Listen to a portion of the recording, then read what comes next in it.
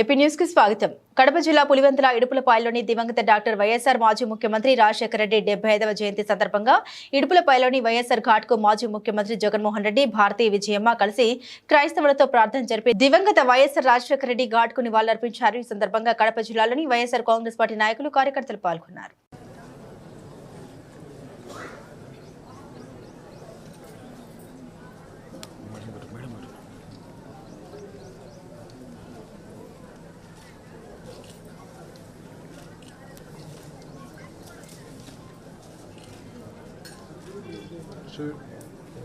చూడండి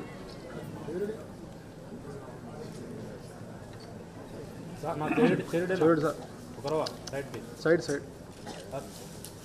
చూడండి సార్.